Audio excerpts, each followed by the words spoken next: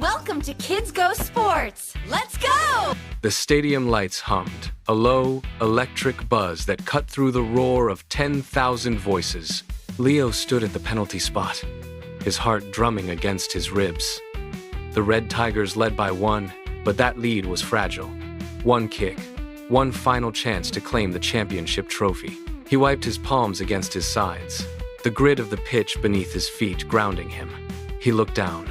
The ball sat motionless on the white chalk, a stark contrast to the churning sea of faces beyond the touchline.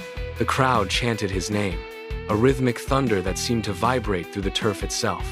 Leo took a deep, steadying breath, filling his lungs with the sharp scent of cut grass and ozone. He didn't look at the stands. He didn't look at the bench. He looked only at the goal. Mia stood between the posts, a silhouette against the back of the net. Her weight shifted forward, eyes locked onto his. The referee checked his watch. The air in the stadium grew thin, stretched tight with anticipation. Leo stepped back, measured his distance, and tightened his grip on the moment. Everything he had worked for this season hung on the next 10 seconds. The referee blew the whistle, a sharp, piercing sound that sliced through the stadium. Leo exploded into motion. His cleats chewed into the turf, rhythmically thundering as he accelerated toward the ball. The distance closed in a blur of green and white. He was 3 strides away when Mia shifted her weight to anticipate the strike. Her leading foot caught a patch of loose, uneven turf. The ground gave way beneath her. She lurched, her momentum carrying her forward before her ankle twisted at a sickening angle. She crashed onto the grass, her arms splayed wide.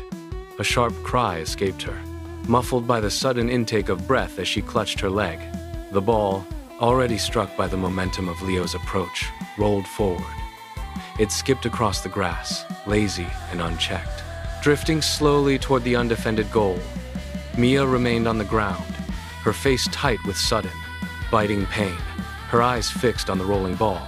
Leo was still in motion, his body committed to the kick, his eyes wide as he realized the path ahead had turned into a scene of distress. The target was wide open, but the contest had shifted from a test of skill to a moment of crisis.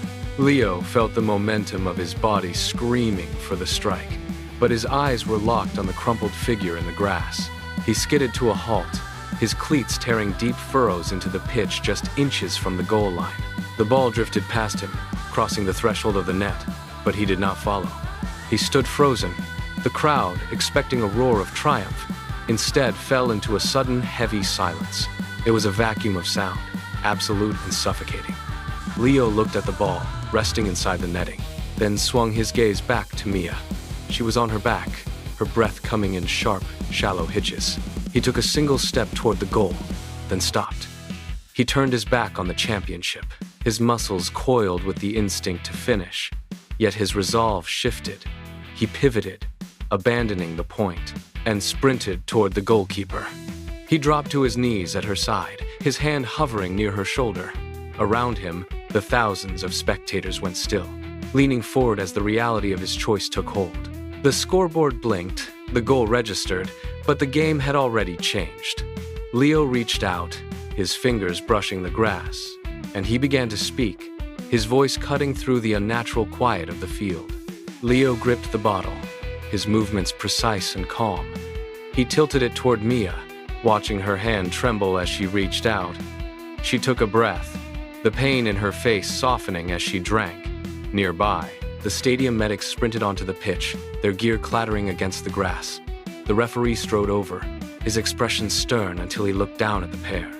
He saw the ball ignored and the injury attended to. He stood over them, looked at the scoreboard, then locked eyes with Leo. He gave a single, firm nod. The official signal for a fair play point cut through the air, drawing a collective exhale from the stands. The tension that had gripped the stadium began to dissolve into a murmuring hum. The referee gestured for the game to restart. He dropped the ball between them. Mia, favoring her good leg, stood with the help of the medics. She looked at Leo, then nudged the ball toward him with the inside of her foot. It was a silent acknowledgement, a bridge built between two rivals. Leo did not rush. He controlled the ball, his movements measured, his gaze meeting Mia's. The competitive edge had vanished, replaced by a quiet, deliberate respect that rippled through the rest of the players on the field. The final whistle blew, sharp and echoing, but it carried no weight of victory or defeat. The scoreboard showed a draw, yet the players did not look at the numbers. They converged in the center of the pitch, a chaotic mix of teams shedding their competitive postures. Laughter rose, replacing the earlier intensity. Leo stood near the center circle, his breath steady. Mia limped toward him, and they met halfway. They gripped each other's hands, a firm, lingering shake that needed no words. Nearby, the championship trophy rested on a plastic bench, untouched and entirely forgotten. The golden hour light bled across the grass, stretching long, sharp shadows toward the stands. Players began to drift toward the tunnel, but the energy remained light and unhurried. Leo turned, his arm finding its place around Mia's shoulders to offer support as they navigated the uneven turf. They walked side by side, leaving the noise of the stadium behind them. The grass crunched under their boots, a rhythmic sound fading into the cooling evening air. They did not look back at the pitch. The game had ended, but the moment remained, anchored by a quiet understanding that eclipsed any trophy.